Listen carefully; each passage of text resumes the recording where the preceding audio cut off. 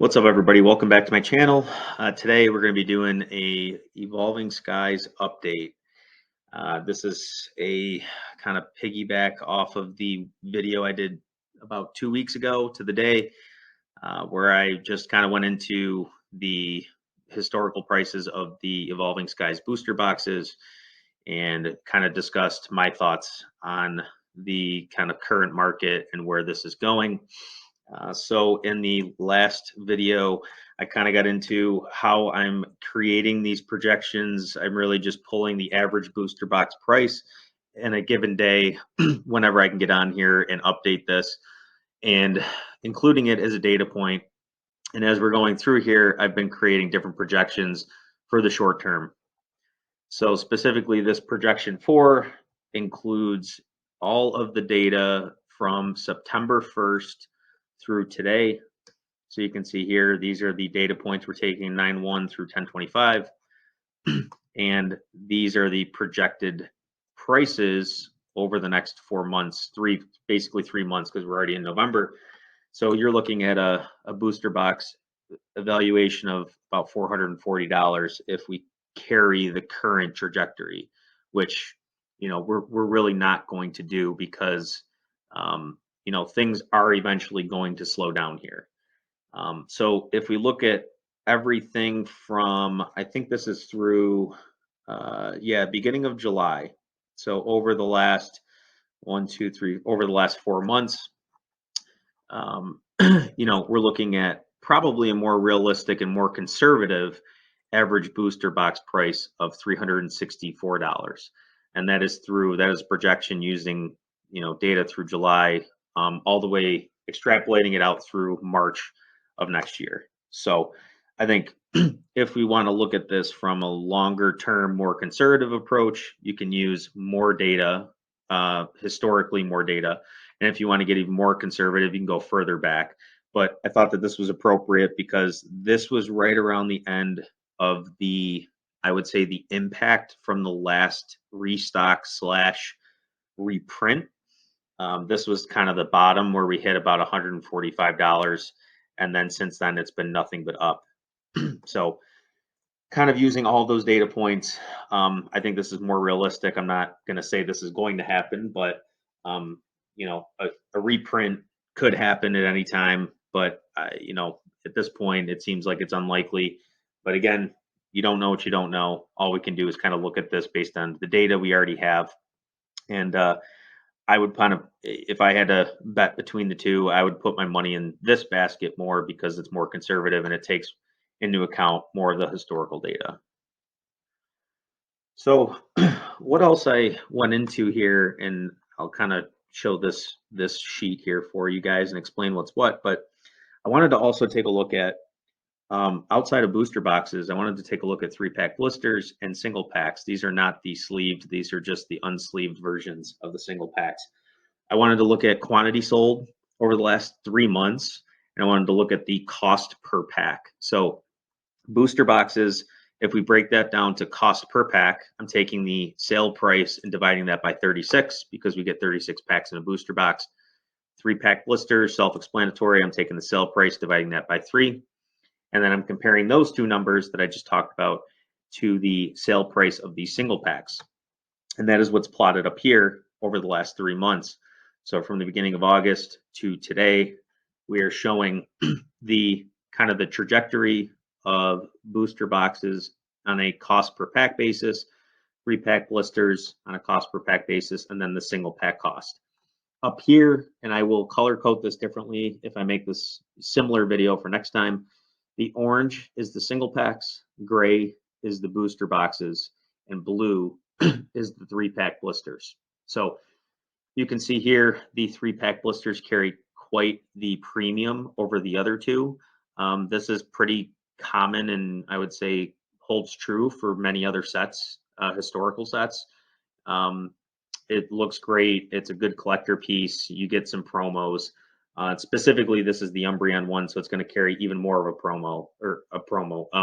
even more of a premium over its counterpart. And I forget the other Pokemon that's on the 3-pack blister for Evolving Skies, but it's nothing compared to the Umbreon.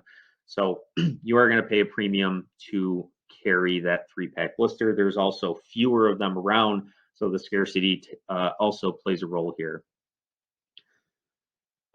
Your gray is your booster boxes. You could see that there's a I would say steeper rate of change here versus the single packs. Probably has to do with the fact that in booster boxes, we know that we're guaranteed at least 1 or 2 hits. May not be an alternate art every time, but at least we know we're getting something versus single packs. You could buy 5. You may not hit anything. You may not hit regular hollow. I also broke this down into a per month basis. Here on the left is August, middle September, right is October. In the September window, I chose to remove the 3-pack blisters. I actually recorded this video, a video right before this, and it deleted. So I'm doing this over again. And in the video, I deleted that out. So the reason I deleted it out is because I wanted to show the difference between the gray, which is up here, and the orange, which is the single pack, I would say, sales data. And you can see that there is a different trend here. The gray booster box cost per pack is increasing at a slightly larger rate of change than the single packs. And over here, it almost seems like the rate of change has kind of corrected itself on the single packs, and people are starting to figure out, hey, booster boxes are starting to take off for Evolving Skies. Why are the single packs kind of remaining stagnant? So I think that's what we saw at the end of September, early October, is we started to see a pretty drastic increase in the average cost of single packs as well. Because Evolving Skies, as we know, is not weighable, so theoretically you should have the same pull rate chance if you were to buy 36 loose Evolving Skies packs. So I think that this is just the market correcting itself as we see Evolving Skies booster boxes exceed $250 at this point. So moving forward onto the summary tab, and actually before I go there, I wanted to come back here. So if anybody is interested, actually was able to pull all of this data from TCG Player relatively quickly. So you can see I have almost 1,200 sales in booster boxes. Single packs, there were quite a bit. 3-pack blisters, there's not that many. But if you want to know how to efficiently and quickly, without spending a ton of time, rip data, sales data off of TCG Player, let me know if you guys would be interested in something like that. I could throw up a quick tutorial and walk you guys through it. I found it pretty helpful for something like this. And I think it's pretty powerful if you're trying to track and look at your investments over the long term. So back onto the summary tab. So again, these are the 3 charts that I just showed on the prior tab. The other thing I wanted to look at was the quantity sold. And this is really interesting because in August, we had 812 booster box sales just on TCG Player. In September, that dropped significantly to about 369. And then October, 287. So we saw a 55% decline in sales in September, a 22% decline in October from September, and a 65% decline from October to August. So booster boxes, as they become more and more expensive, are just not selling as fast. And it's really interesting because we actually have probably the same amount of listings right now currently up on TCG Player. So if I go over to TCG Player and we look at how many listings are available, there's still 32 listings. It's not like this is a function of product not being available. So keep that in mind. It seems like there are definitely people who are holding this product and are waiting for the right time to sell it. I don't think that that should come as any surprise to any of us. And I don't know that necessarily means anything. I mean, it does mean something, right? Because obviously, if you have a lot of product tucked away, that will at some point reach the market and reach the end buyer, being the collector. So, just things that you have to kind of keep in mind as we kind of look forward here to the future of Evolving Skies. and how we think it's going to behave. So kind of moving forward, all three of these have really dropped. And part of this could also be that, we're in a recession, things are kind of getting worse before they're getting better. People have less, money to spend, discretionary money that, they can kind of just go out and blow on things that aren't essentials right now. So that could also be playing a role here.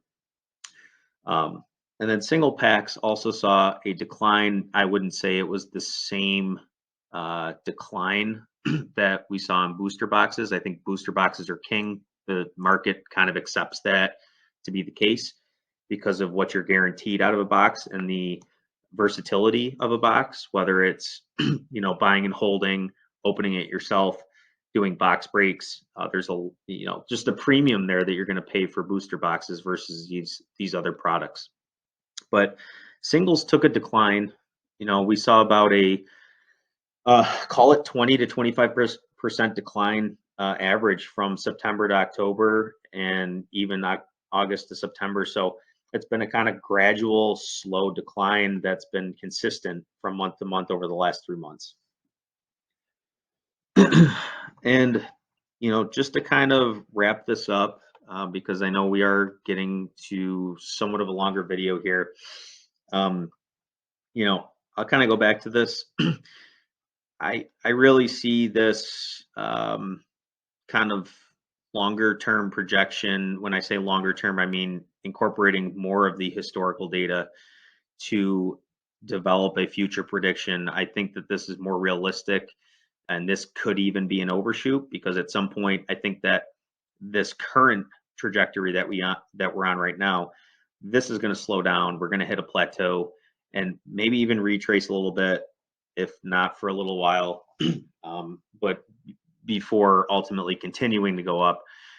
So I think that this is more realistic because this just doesn't seem sustainable to me. And nobody really knows what's going to happen. This is all just kind of going off of what data we have available to us. So when we make these projections, it's you can't predict human behavior. You can't predict what Pokemon is going to do. You don't know if another reprint's coming. So keep all that in mind when you're making your decisions and spending your money. Don't want to see anybody make the wrong decision and get burned. But overall, I think it's exciting watching what's going on. As a collector and an investor, it's something we haven't seen really in any kind of modern set. I know Team Up and Cosmic Eclipse really come to mind, but I don't know if Cosmic Eclipse or Team Up really saw this kind of growth, especially in these kinds of times. And it's there's so many variables at play that need to be taken into account that really drive a lot of this. And there's no simple answer, and that's why you have things like this. That's why you have analytics. That's why we do things like this, because we try to put some sense to the numbers. And I definitely like this kind of stuff. And if you guys do too, let me know. Leave me a like, shoot me a subscribe, comment below if you'd like to see maybe some of the how I get the data off a TCG player quickly and efficiently, if that's interest to you, and just in general, if you guys like this kind of content.